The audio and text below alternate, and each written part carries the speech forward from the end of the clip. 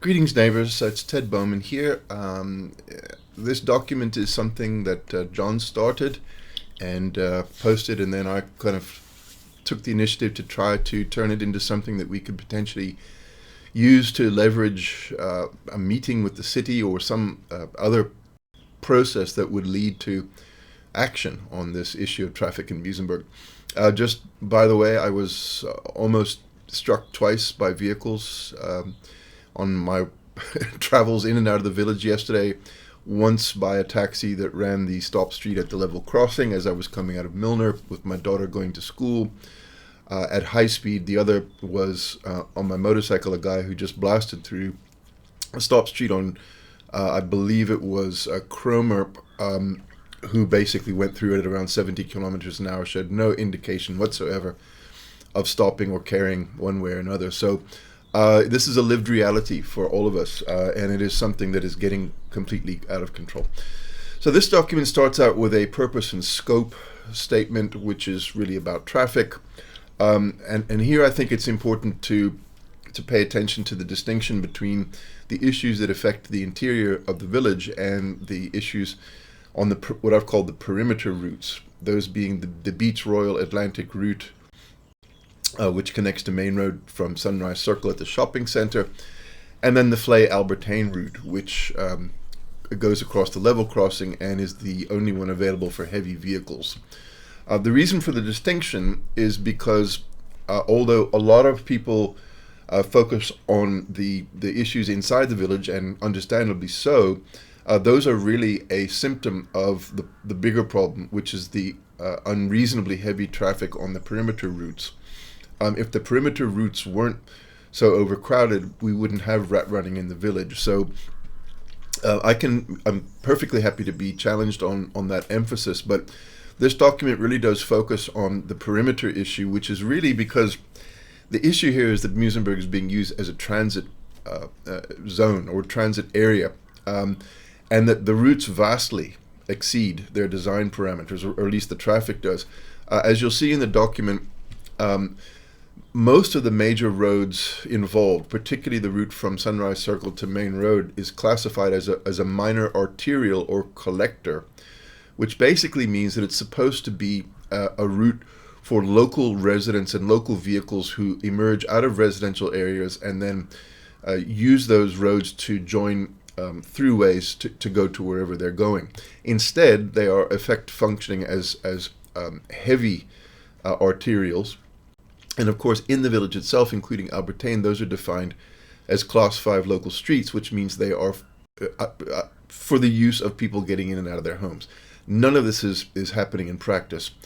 So the document really says that the primary focus is on solutions to the problems caused by heavy traffic on the two main routes on the perimeter of the village, because that will help address the issues inside the village itself as well as surrounding neighborhoods.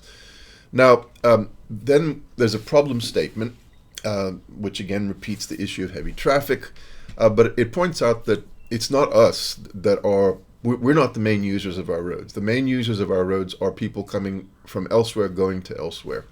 And the document situates Muizenberg in the middle of a wider road network that connects places as far away as Simonstown and Kailicha. And essentially, without alternatives, people must use our streets, and for both commercial and private, or they must attempt to avoid those streets by going through the village.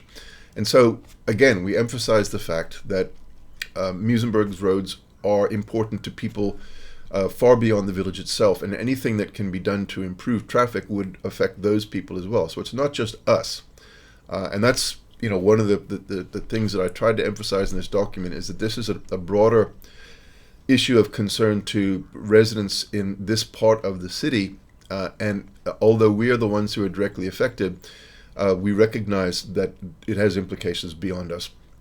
Now, the document then goes on to say that despite this, the city really seems to ignore the situation. And ignore is a strong word, but as you'll see, this is a theme that I try to develop throughout the document, because that is in effect what's happening.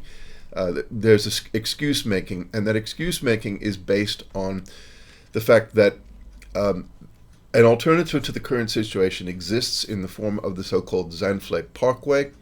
And here, as the city's own planning document says, it's proclaimed, it's on the integrated transport plan, and design has been done. But it's only necessary in the long term. It's not critical because it's not critical to the movement network, and particularly the public transport-oriented movement in particular. Therefore, implementation is only supported in the medium to long term. Essentially what this says, and I think Nick perhaps or somebody else pointed out that this same language appears in 2012 and 2024 in both the documents on this issue verbatim. So essentially what's happened is that the planning fraternity, as is the nature of their profession, prefers public transport. And so you've got a bunch of planners who have come together and said, yeah, what we really need is to reduce the amount of vehicles, because more roads means more vehicles. So let's not build this road because we want to focus on public transport. Well, obviously, there is no public transport. There's no My City-like network in being considered for this area. And in any case, that wouldn't do anything about heavy trucks. So when you look at this issue from that perspective, it's clear that what's happening is that you've got a bunch of city planners who, as by their professional training, are biased in a particular direction. And that grants the city the professional imprimatur, I guess you could say, to ignore the issue and to say, yeah, we're going to follow the planners. We're not going to build this road. But the problem is that they're also not dealing with the consequences of making that choice. And so the goal of the document ultimately basically is that if you're not going to do the work of improving the transport network for financial reasons or ideological reasons, then the quid pro quo has got to be that you enforce the traffic laws. You can't just ignore us and leave us as residents to deal with that decision. I then put in a nod to the work that MID has done, partly in acknowledgement of that great work, but also just to point out that MID is taking a broader view of this, and in a sense that MID is going well beyond its own mandate to address this issue because nobody else is doing it. So here's a document from one of the MID's planning documents that shows that the MID area itself, which is exactly where the problems are. I mean, here's the 310, which is the continuation of Royal Road down to under the bridge. And here's Albertine. That's where we live. That's where MID is. But MID is saying, look, I mean, we actually have a much bigger footprint, or we should. And in fact, we should be looking at things from the perspective of this entire area. So that shows that Muizenberg is an outward-looking community that is not, self-focused on its own issues. We want to try to address problems that are of common concern to lots of people around us. And I think it's important to have that approach, because otherwise it just looks like we're kind of cranky. For example, people say, well, give us a rates rebate if their trucks are going to come down our road. That's not a winning argument. That's not going to get you get you a hearing with the city. Saying, look, we are trying to sort out a bigger problem that affects us and our close neighbors, that'll get you a meeting, I think. Then, of course, we go through the impacts, and here I point out that the issue of Muizenberg as a bottleneck has been around for decades. I mean, I did some historical research on Muizenberg some years back, and there was a Henley Road over rail scheme. If you go down Old Boys Drive and look across right in front of you, you can see where the road would have connected. There's the famous tunnel under Muizenberg Mountain. And of course, the city has done other things. In 2018, there was a report recommending improved traffic flows around Muizenberg, and none of this has happened. None of it, right? The problem is that with the city growing at 25% over the last decade, and another 15 to 20% between now and 10 years from now, plus the fact that we've got a lot of new residential development happening nearby, plus the fact that the Coastal Park landfill means that trucks are going to keep using this route. All of this means that the growth of the city's population itself is one thing, but the redistribution of that population in our direction is making this problem much worse. And the result is that roads that are officially designated and designed for residential use are being used as major heavy transport arteries. And I repeatedly use the term class 5 streets, which basically means a street with the main purpose of providing access to individual properties. That comes from the official legislation at National Road. So here's a photo, for example, that shows Milner, or the intersection of Milner where I live, with Albertane during rush hour. And what you can see, not just is the volume of vehicles, but the fact that vehicles are just ignoring the stop street, they're ignoring the box. That prevents residents from getting in and out of their residential properties, which is the designated purpose of these streets. So these streets are being hijacked for another purpose, and their official purpose is being negated by that. I then point out that there are many residential properties around these streets, and all of them are affected heavily by the implications that follows in the report. And then, of course, the other implication is the central village, with rat running, people going down the one-way streets the wrong way, obstructing intersections, ignoring stop streets, harassing residents, etc., etc.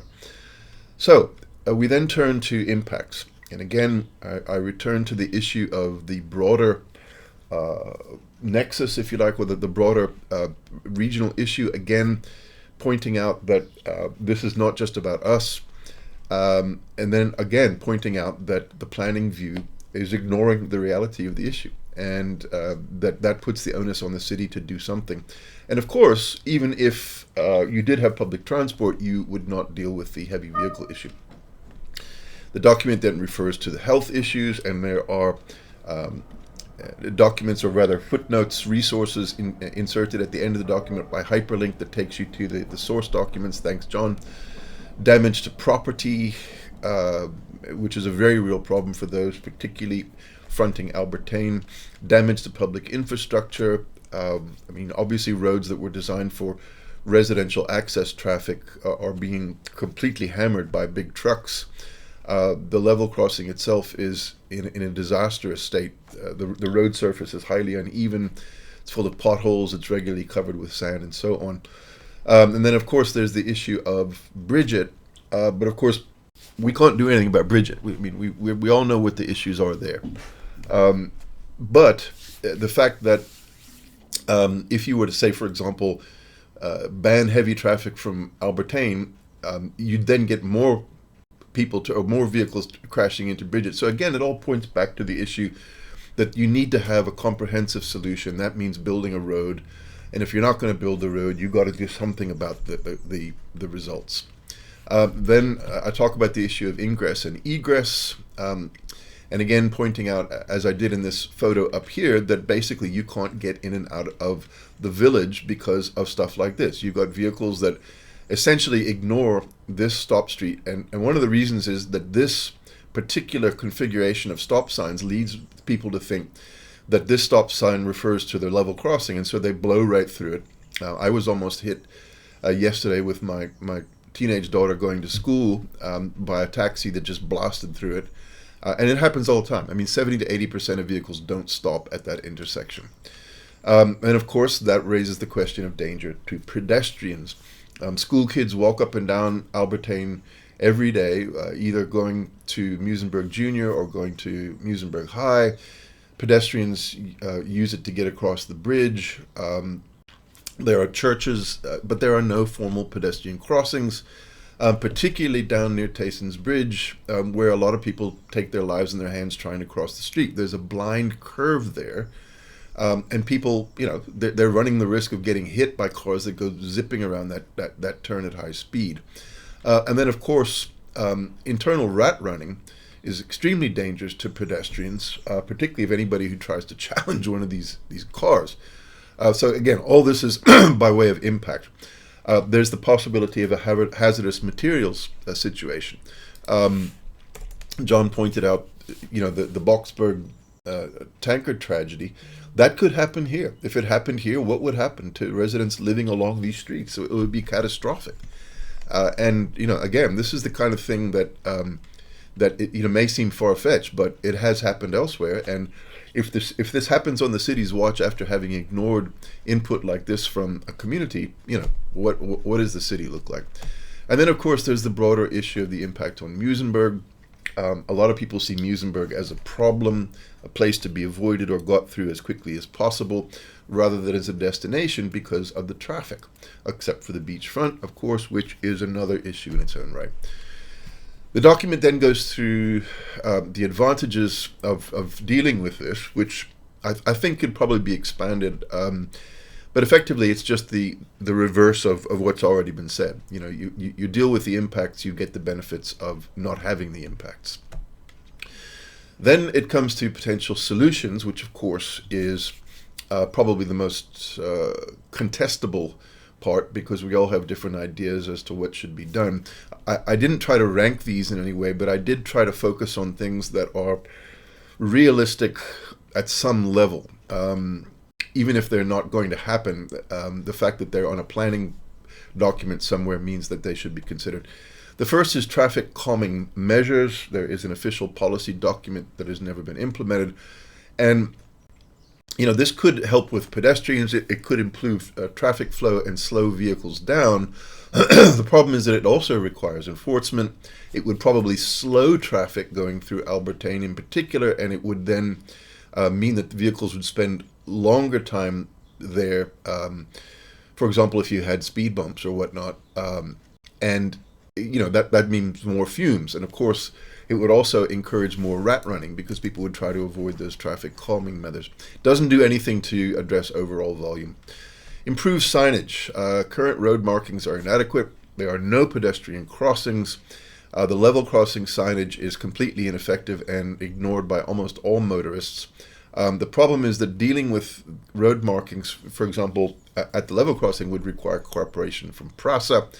And of course, it would require enforcement because, as I said yesterday, I saw a guy just blast through a stop street at above the speed limit, without the slightest concern that it existed. And that's the reality that we're dealing with. I think also is that there's just a breakdown in the rule of law when it comes to traffic, particularly here. Restricting heavy vehicle usage, a very popular one, but technically you could say that it requires only signage changes, and the traffic could use military. But you'd still need enforcement. You'd still need trucks that can get into local delivery.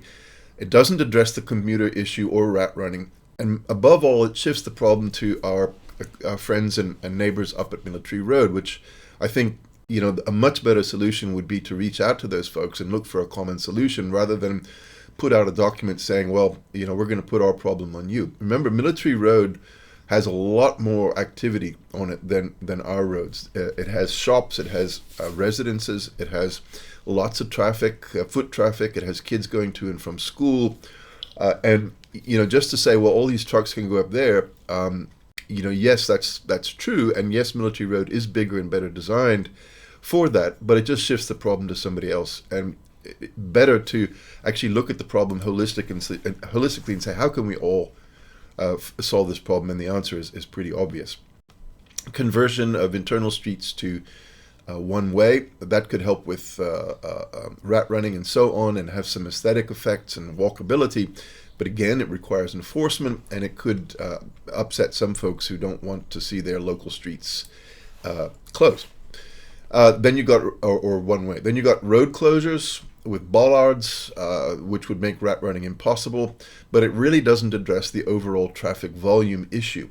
I mean, the problem, folks, is the amount of traffic that has to use our area because of the absence of alternatives. And if you close internal roads and you do these things, fine. You know, you can reduce rat running, but it's going to inconvenience folks, some folks, and it's also just going to mean that people will use other ways. It's like water flowing down a hill. It's going to find a route.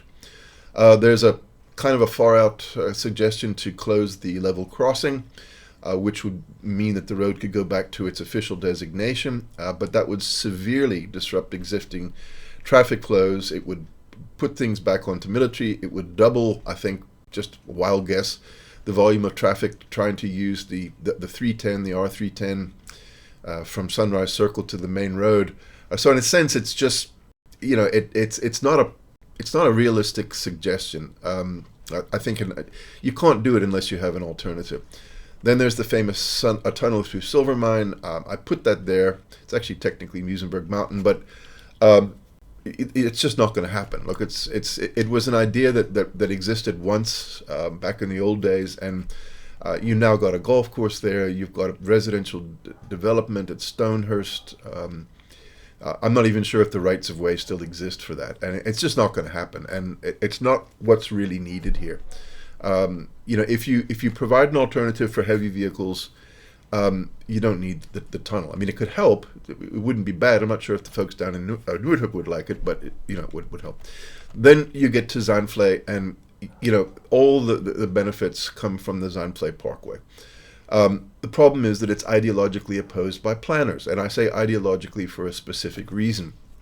There is no practical reason to prioritize public transport. There's only an ideological reason at this point, because the alternatives, the public transport alternatives don't exist, and I'm not aware of any plans to make them exist.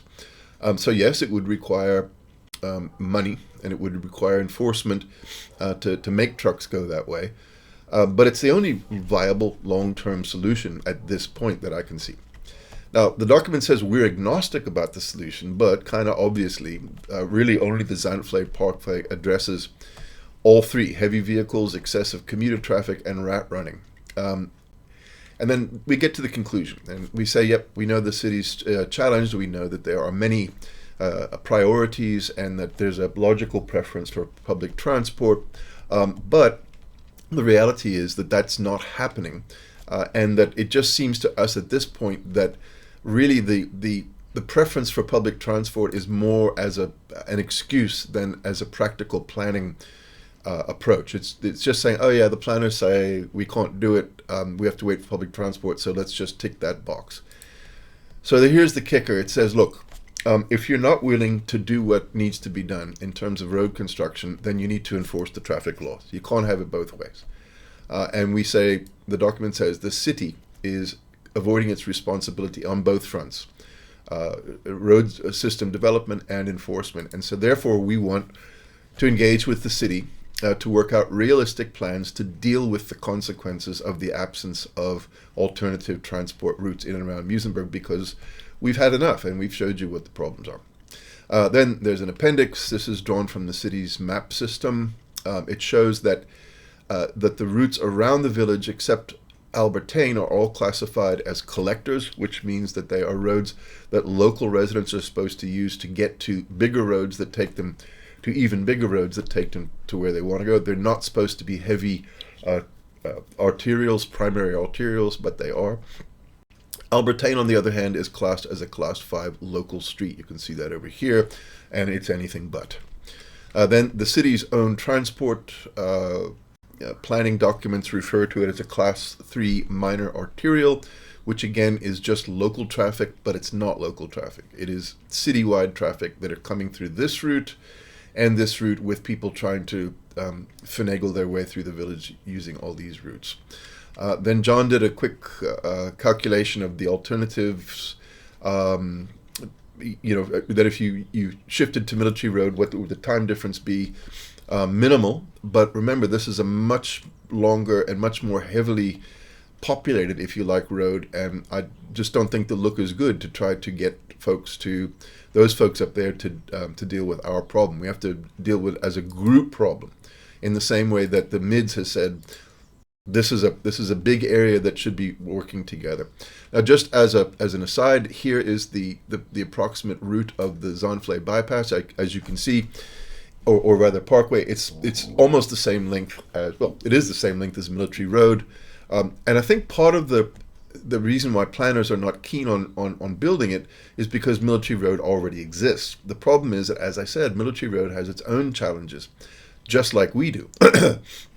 And their attitude is, why build more roads when we should be building bus lanes and trains? Well, that question answers itself. Anyway, that's where it is. Then we've got some references, and then some internal contacts and things. But that's the document. The goal is to have everybody comment on it, and then we can decide where to go next. I admit to some bias, since the situation on Albertijn is really on my mind all the time. But I think the logic that focusing on the perimeter roads addresses the issues inside the village is the critical one. And I believe that once you've got the city's attention in a serious and sustained way, then you can solve a lot of problems. But right now, we're just being ignored. And we're being ignored in the service of a commitment to something that doesn't exist, i.e. public transport. Anyway, this is the document. I look forward to speaking to everyone when we have our call.